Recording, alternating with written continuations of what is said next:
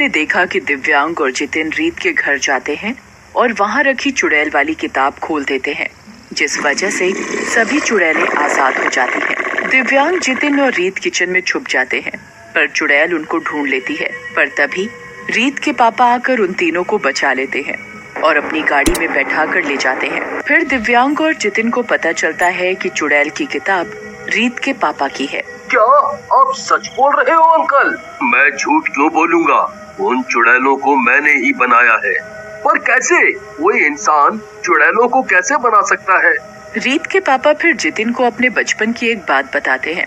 मैं बचपन में बहुत मोटा था, इसलिए सब मेरा मजाक उड़ाते थे। मेरा कोई भी दोस्त नहीं था।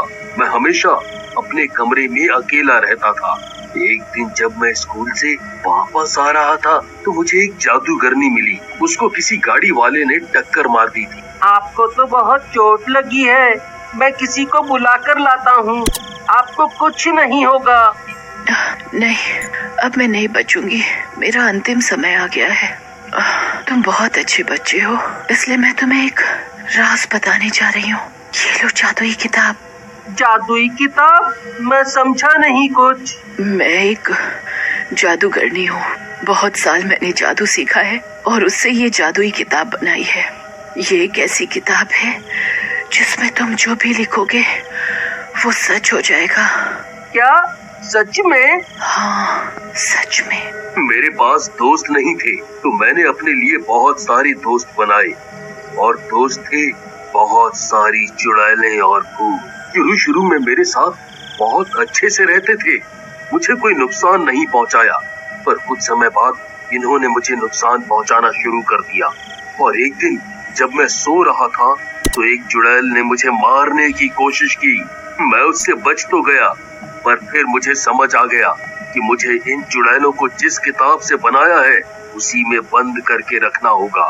फिर मैंने इन चुड़ैलों को उसी किताब में हमेशा के लिए बंद कर दिया और उन पर ताला लगा दिया। ओह, और हमने वो ताला खोल दिया। अब हम उन चुड़ैलों को वापस उस किताब में कैसे बंद करेंगे?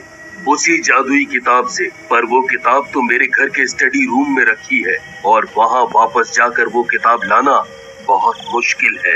पर हमें वो किताब लानी ही होगी। तभी अचानक कॉलेज से जितिन की माँ का फोन आता है।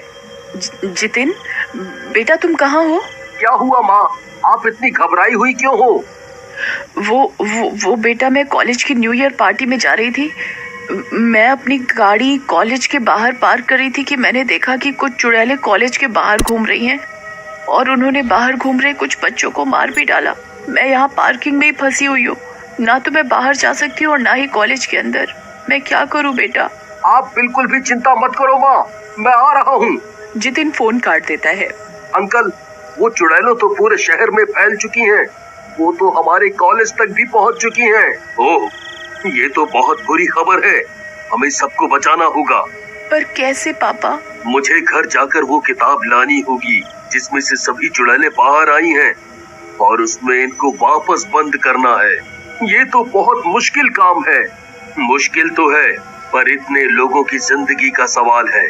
मुझे उन्हें बचाना ही होगा। हाँ अंकल, आप सही कह रहे हो।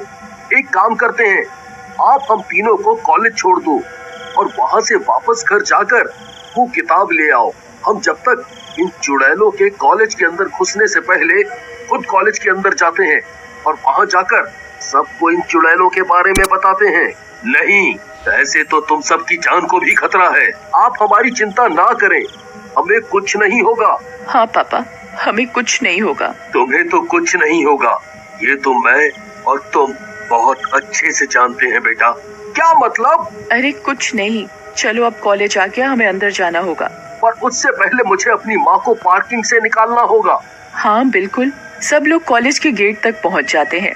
दिव्यांग, जितिन और रीत गाड़ी से उतर जाते हैं और गेट के अंदर जाते ही एक चुड़ैल को घूमता हुआ देखते हैं। चुड़ैल, हमें यहाँ से छिपकर निकलना होगा। दिव्यांग, जितिन और रीत जैसे तैसे छिपते छिपाते जितिन की मम्मी तक पहुँचते हैं। बेटा जितिन, तू आ गया। हाँ माँ, अब आपको डरने की कोई जरूरत नहीं है। चलो हम अंदर चलते हैं और जल्दी से सबको इन चुड़ैलों के बारे में बताते हैं। हाँ चलो जल्दी से अंदर चलते हैं।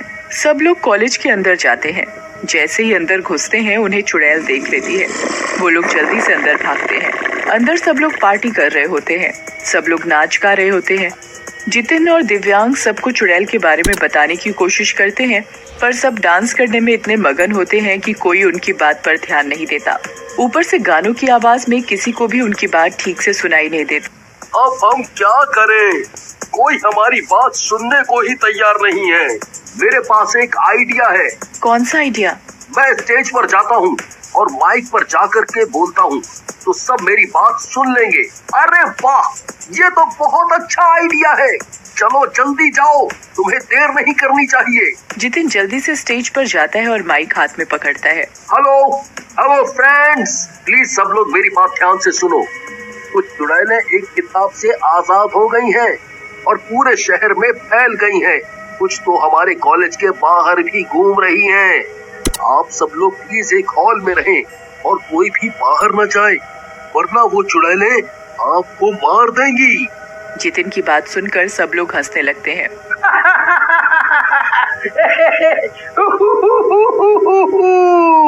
ये क्या मजाक है जितिन? आज न्यू ईयर है, कोई अप्रैल फूल नहीं। सब लोग जितिन पर हंसने लगते हैं। जितिन सबको समझाने की बहुत कोशिश करता है, पर कोई उसकी नहीं मानता और सब नाचने लगते हैं। तभी कुछ चुड़ैल हॉल के अंदर आ जाती हैं और कॉलेज के कुछ बच्चों को पकड़ लेती हैं। बचाओ बचाओ, यहाँ तो सच में चुड़ैल है, ये तो हमें मार डालेगी, कोई बचाओ। चारों तरफ हड़कंप मच जाता है। सब इधर उधर भागने लगते हैं। चुड़ैलें एक एक करके बच्चों को पकड़ पकड़ कर उनका खून पी रही होती हैं और एक चुड़ैल आकर रीत को पकड़ लेती है। बचाओ बचाओ, मुझे बचाओ।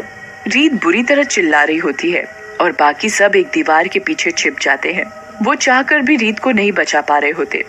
चुड़ैल रीत को पकड़कर उसका खून पीने लगती है। फिर अचानक वो रीत को धक्का देकर दूर कर देती है। तुझ में तो खून ही नहीं है, बच गई तू, वरना अभी मैं तेरा सारा खून पी जाती। खून नहीं है? ऐसे कैसे हो सकता है कि कोई इंसान बिना खून के जिंदा हो? अरे यार, हमें इससे क्या, बस रीत बच गई ना। हाँ, सही कहा। चुड़ैल वहाँ से चली जाती है और सब लोग बाहर निकल आते हैं। चलो अब जल्दी चलो और नीचे बेसमेंट का गेट खोलकर सबको उसमें ले चलते हैं, फिर हम बाहर से ताला लगा देंगे। कॉलेज के सभी लोग उस हॉल के अंदर जाने लगते हैं। धीरे धीरे सभी लोग हॉल में पहुंच जाते हैं और जितिन तुरंत अंदर से हॉल का दरवाजा बंद कर देता है। जल्दी से यहाँ की सारी खिड़कियाँ अच्छे से बंद कर दो। सब लोग जल्दी जल्दी हॉल की सभी खिड़कियाँ बंद करने लगते हैं और तभी एक चुड़ैल खिड़की से अंदर आने लगती है। उस खिड़की पर चुड़ैल है, जल्दी उसे बंद करना होगा। दिव्यांग और जितिन जल्दी से भागकर उस खिड़की तक पहुंचते हैं और जोर से उस चुड़ैल को धक्का मारते हैं और खिड़की को बंद कर देते हैं। सभी लोग बहुत डरे हुए होते हैं और उन्हें कुछ समझ में नहीं आ रहा होता कि ये सब क्या हो रहा है। चुड़ैल जोर जोर से खिड़कियों को पीट रही होती है और अंदर आने की कोशिश कर रही होती है। ऐसे तो ये कांच तोड़कर अंदर आ जाएगी, कोई नहीं बचेगा, आज कोई नहीं बचेगा। हे भगवान, पापा कहाँ रह गए? वो कब उस किताब को लेकर आएंगे? तभी रीत के पापा एक खिड़की पर दिखाई देते हैं। जल्दी ये खिड़की खोलो, जल्दी जल्दी करो, मुझे जल्दी से इसमें सभी चुड़ैलों को बंद करना होगा। तभी अचानक कांच टूटने की आवाज आती है और एक के बाद एक कांच टूटता है और सारी चुड़ैलें अंदर आ जाती हैं और चारों तरफ सब चिल्लाने लगते हैं। चुड़ैलें चारों तरफ फैल गई हैं। इन चुड़ैलों को इस किताब के अंदर ले जाना बहुत मुश्किल है। अगर मैं इन चुड़ैलों को इस किताब के अंदर बंद करता हूँ तो ये लोग भी इनके साथ इस किताब में बंद हो जाएंगे। बस अब एक ही तरीका बचा है, एक ही तरीका। वो क्या? इस किताब के खत्म होते ही सभी चुड़ैलें इसके साथ खत्म हो जाएंगी। तो क्यों ना आप इस किताब को ही जला दें? नहीं, कभी नहीं, मैं ऐसा नहीं कर सकता। पर क्यों? आपको इस किताब का इतना लालच है कि हमारी जान की भी परवाह नहीं कर रहे हैं आप। मुझे परवाह है और मुझे कोई लालच नहीं है, बस बात कुछ और है। क्या? वो मेरी बेटी, मैंने रीत को भी इसी किताब से बनाया है। मैंने कभी शादी नहीं की और बस इसलिए एक प्यारी सी बेटी इस किताब से बना ली। और अगर मैं ये किताब नष्ट करता हूँ तो रीत भी उस किताब के खत्म होते ही खुद ब खुद खत्म हो जाएगी। ओह, तभी रीत हमेशा घर में बंद रहती थी और उसमें इसीलिए खून ही नहीं है। हाँ पापा, आप मेरे लिए सबकी जान जोखिम में नहीं डाल सकते। रीत अपने पापा को बहुत समझाती है पर वो उसकी बात नहीं मानते। सबको ये सच जानकर बहुत दुख होता है। कोई भी रीत को खोना नहीं चाहता था। तभी अचानक एक चुड़ैल पीछे से आकर जितिन को पकड़ लेती है। जितिन को बचाओ पापा, जला दो इस किताब को। कोई रीत की नहीं सुनता और रीत खुद उस किताब को आग लगा देती है। किताब में आग लगते ही सारी चुड़ैलें एक एक करके उस किताब में जाकर चलने लगती हैं और कुछ ही पलों में सभी चुड़ैलें किताब में जल जाती हैं। रीत भी उस किताब में जलने ही वाली होती है और तभी जितिन अपने हाथ से आग बुझा देता है। किताब का आखिरी पन्ना जलने से बच जाता है, जिसके साथ ही रीत भी उस किताब में जलने से बच जाती है।